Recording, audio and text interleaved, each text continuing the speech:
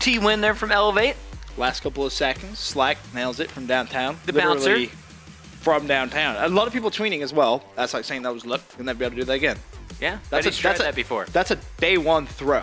Like, that is a throw which you're, at this point, expected to connect. Yes, like yes, it bounces, but that has Thursday no of the effect. first week, not necessarily day one, but I'm with That's you a there. day one. I think everyone attempted it. You pick it up, you realize that, hey, you can see it, you throw it, people connected with it. It's not a lucky throw by any chance. No. Or by any means. Anyway, game number 4, Hardpoint Compound. Now, earlier I said for that game 3, it was TJ not allowed to host. I had it wrong. It's Slacked. Okay. Who has the banned host. Optic said Slacked is the one guy they do not want hosting, so I assume this is going to be TJ's host once again, and TJ really performed well on that previous Uppoint game. So now we take a look here.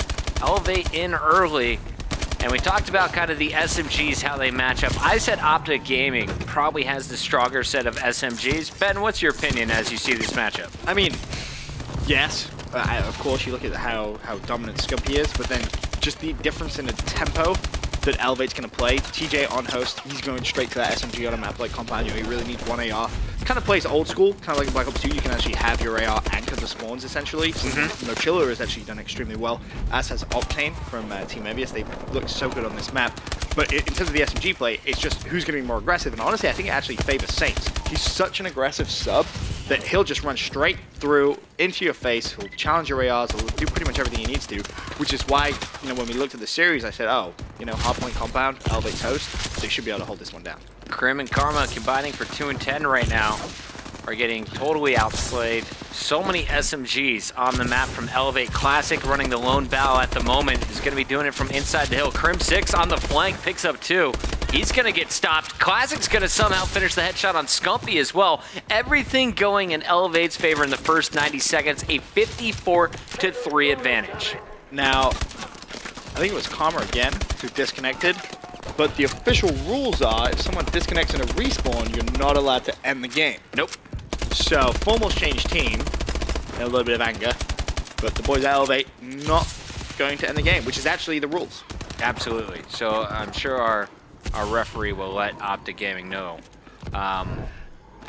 And that's a rule that came in, it kind of existed forever, but then there was some extra clarification around it earlier this week. We can just bring it back to the desk here, as the action there does not matter really for the moment.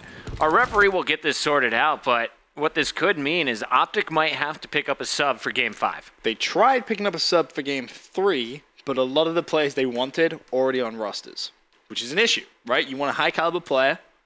I don't understand why teams don't have their subs decided on day one. Especially if I'm an organization as big as Optic Gaming. I'm like, oh, look.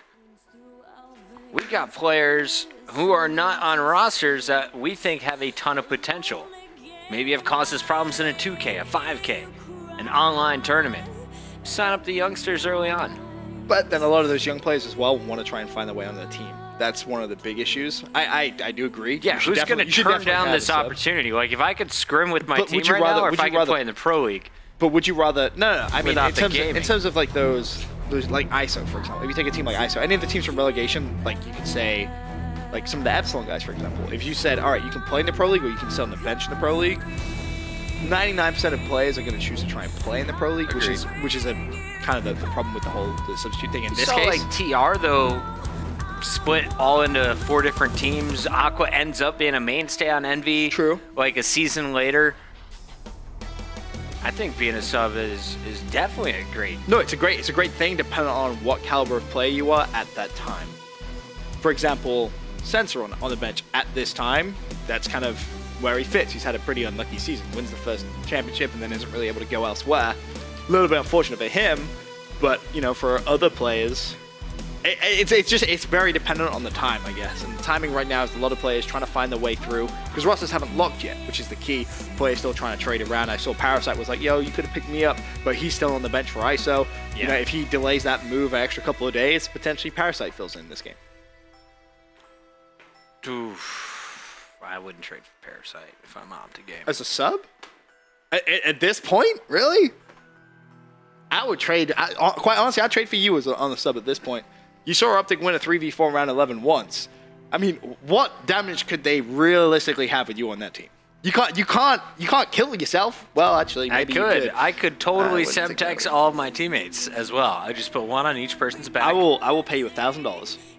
Okay. $1,000. $1,000 big ones. $1,000. If you kindly go to Scump, you're like, hey Scump. Hey Scump. Pick me up as a sub. I will carry you to victory. I'm the best. At every single round, you Semtex someone. Just one? Just one. Semtex them. Every round. $1,000. Would you do it? I've seen Optic win 3v4. Can they win 2v4? It'd be a challenge.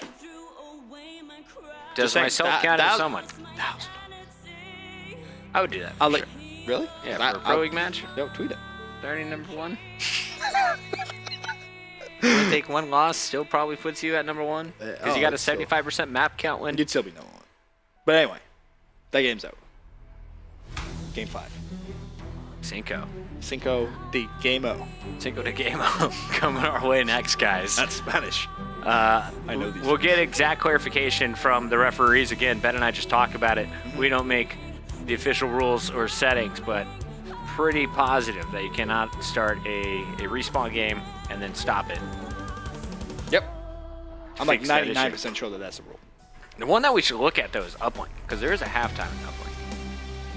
There's nothing that would carry over. You could theoretically bring someone back for the second half. That's true. Just think about it. There's a lot to think about here tonight, guys. We also have an Xbox One giveaway as well as our Scuff giveaway. The Scuff Showdown is happening again next. Let's take a look at our schedule when we get a chance before we go to commercial break. This is just match #1. A little bit later, you're going to see Denial versus Envy, a huge battle going down. Denial fighting for that top spot in Pro League Season 3. Envy, shaky first 4 weeks. They've been super hot. They've been not. Will they be able to steal a win? I'm the only one with faith in Envy. The rest of the way, though, we think FaZe should be able to beat TCM Gaming and then split decision again on Rise and Orbit. The battle of Burns and TCM. I think you're right. The move happened last night. Who's got the stronger roster? We'll find that out just a little bit later. For now, though, guys, commercial break. We'll figure out the rosters for final Game 5 in this series.